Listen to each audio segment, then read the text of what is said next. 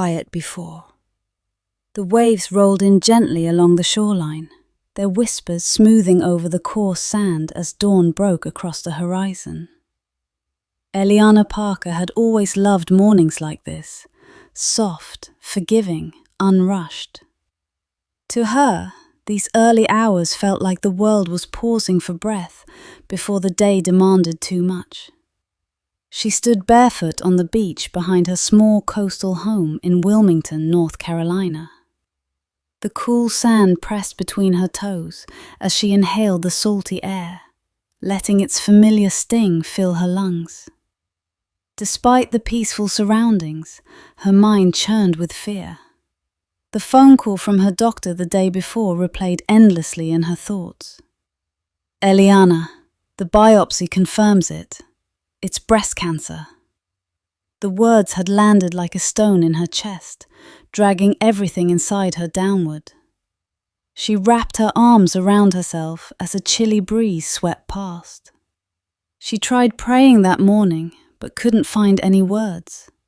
Only questions. Only fear. The day had started so normally.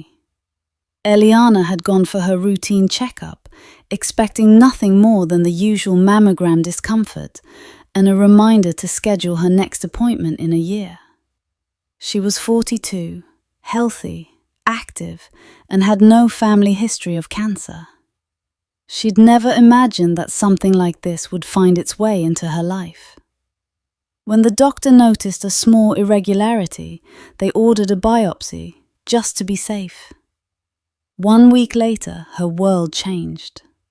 Sitting in the exam room, her hands trembling in her lap, she heard the words that shattered the illusion of safety she'd lived in. Breast cancer. Aggressive type. Immediate treatment recommended. The doctor spoke with practiced calmness, offering pamphlets, referrals, and numbers to call. But all Eliana heard was a ringing in her ears, a roaring tide drowning out every syllable. That night she cried until sleep finally pulled her under like a dark wave. "Eliana?" her sister Grace said through the phone the next morning. "I'm coming over. You shouldn't be alone." But Eliana shook her head, even though Grace couldn't see it. "I just need some time. I need to think." After hanging up, she went to the beach behind her house. It had always been her sanctuary, the place where she prayed, journaled, and found God in the sound of waves and wind. For the first time in her life, though, she felt nothing. She knelt in the sand, gripping handfuls of it, letting it spill through her fingers. "God," she whispered, tears trembling in her voice. "Why? Why me? Why now?" Her voice broke. She'd always believed God walked beside her. She'd always trusted his plans. But now she felt abandoned. "I thought you were here," she said through tears. "I thought you loved me. How could you let this happen?" The wind answered with silence, and she felt more alone than ever. The weeks that followed were a blur of appointments, tests, and medical jargon. Chemotherapy was scheduled to begin immediately. Her nurse, a kind woman named Marissa, explained every step with gentle precision. But nothing prepared Eliana for how her body would feel after the first treatment. The nausea hit fiercely. Fatigue clung to her muscles like heavy chains. Her once thick chestnut hair began to fall out in wisps that drifted to the bathroom floor like shed feathers. She stared at herself in the mirror, tracing her bare scalp with trembling fingers, and felt a grief she could never have anticipated. Her prayers grew shorter, sometimes just one sentence. "God, where are you?" But days passed without the comfort she desperately longed for. One afternoon, Grace arrived unannounced, carrying homemade soup, a blanket, and that determined big sister energy she had since they were kids. "You look exhausted," Grace said, setting the soup on the counter. I'm fine, Eliana muttered, lying. Grace sat beside her on the couch, studying her face. You're angry, she said softly. And that's okay. Eliana shook her head. I'm trying to pray, but I feel nothing. I feel abandoned. Grace squeezed her hand gently. Eliana, you don't have to be strong all the time. But Eliana pulled her hand back. I trusted him, she whispered. I trusted God with everything. And the moment I needed him most, he disappeared. Grace didn't argue. She simply wrapped her arms around her sister and held her while she cried. Treatment grew harder each week.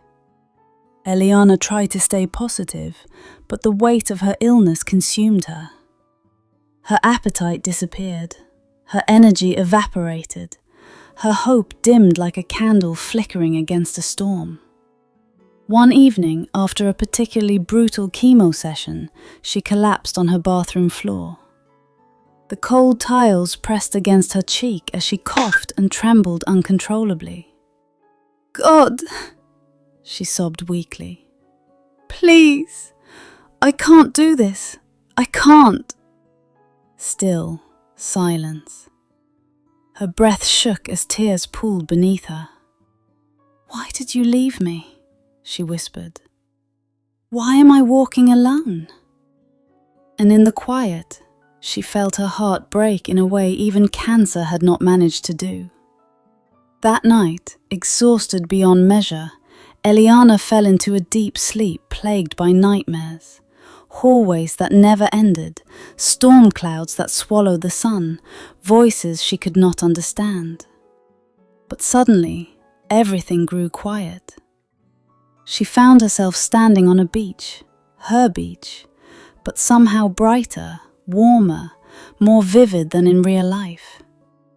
Golden light spread across the sand, and the ocean shimmered with impossible radiance. Eliana looked down and saw footprints stretching along the shore. 2 sets, side by side. She recognized them instantly. It was the image from the poem Footprints in the Sand, the one her mother used to read to her. But as she walked forward, the path changed. Suddenly, the 2 sets of footprints became one. One single set, stretching through the most turbulent-looking parts of the shore. And her heart twisted painfully. This is exactly how I feel, she whispered in the dream. Like I'm walking alone. A presence she couldn't see, warm, immense, overflowing with love, moved beside her.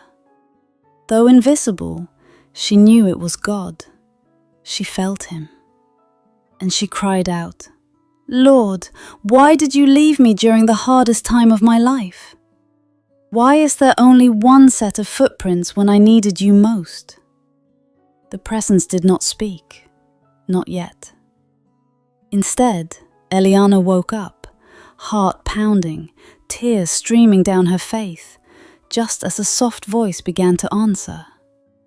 The next morning, the dream lingered in her mind, clearer than any dream she'd ever had. It bothered her, moved her, haunted her. She found herself back on the physical beach, standing near the water as waves curled around her ankles. Her heart felt fragile, but something inside her had shifted. She whispered, Was that you?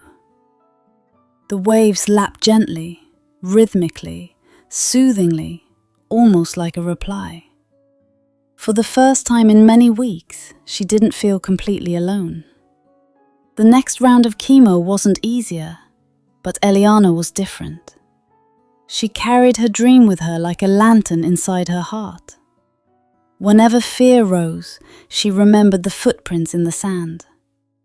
Her conversations with God slowly changed. No longer accusations, no longer demands, but raw honesty. God, I'm scared. Walk with me. God, I feel weak. Stay close. God, I need you. She felt small sparks of peace, tiny but real.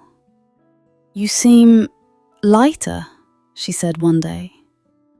I had a dream, Eliana replied softly. A strange one, but somehow comforting. Grace smiled. Maybe God's giving you something to hold on to. Just when things seemed to be improving, Eliana received devastating news. A new lump, smaller but still concerning, had been detected. Further treatment was needed. When the doctor left the room, Eliana felt her breath catch. The fear returned like a crashing wave.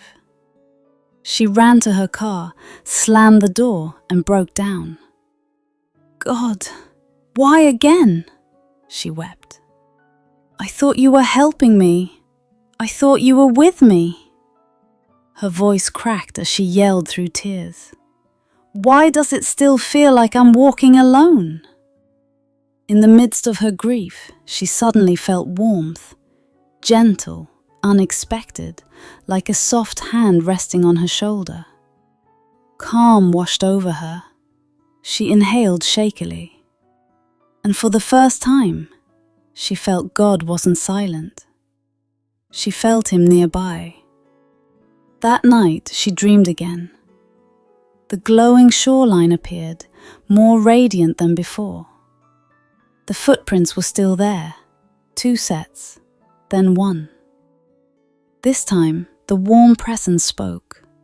A voice, not booming, not distant, but tender, powerful, and overflowing with compassion. My precious child, I love you, and I would never leave you.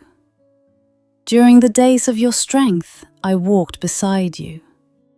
But during the darkest moments, when your suffering was too great, when your body trembled and your spirit felt broken, when you cried out for me in despair, Eliana fell to her knees in the dream, sobbing.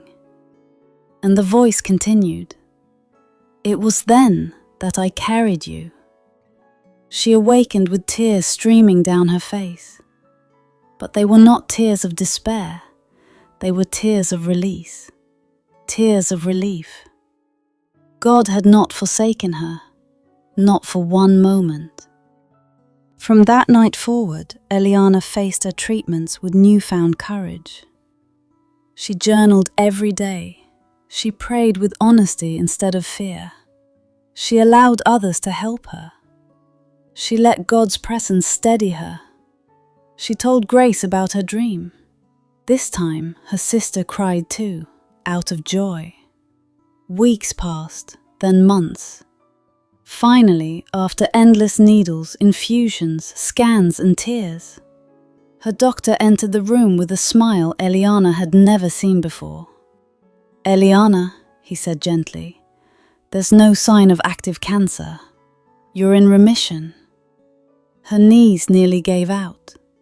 She pressed her hands to her mouth, this time with awe, relief, and gratitude. Thank you, God. Thank you for carrying me. One evening, months later, Eliana returned to her beach at sunset. She walked slowly along the shore, her feet sinking gently into the sand, her heart overflowing. Lord, I know now. You never left me. Not for one moment. She closed her eyes, allowing the breeze to wash over her. And in her spirit, she felt God's loving response. My beloved child, you were never alone. Eliana knelt in the sand and recited the words she now understood not just as a poem, but as her own story. Footprints in the sand. One night I dreamed I was walking along the beach with the Lord. Many scenes from my life flashed across the sky. In each scene I noticed footprints in the sand. Sometimes there were 2 sets of footprints, other times there was one only. This bothered me because I noticed that during the low periods of my life, when I was suffering from anguish, sorrow, or defeat, I could see only one set of footprints. So I said to the Lord, "You promised me, Lord, that if I followed you, you would walk with me always. But I have noticed that during the most trying periods of my life, there has only been one set of footprints in the sand. Why, when I needed you most, have you not been there for me?" The Lord replied, "My precious child, I love you and would never leave you. During your times of trial and suffering, when you see only one set of footprints, it was then that I carried you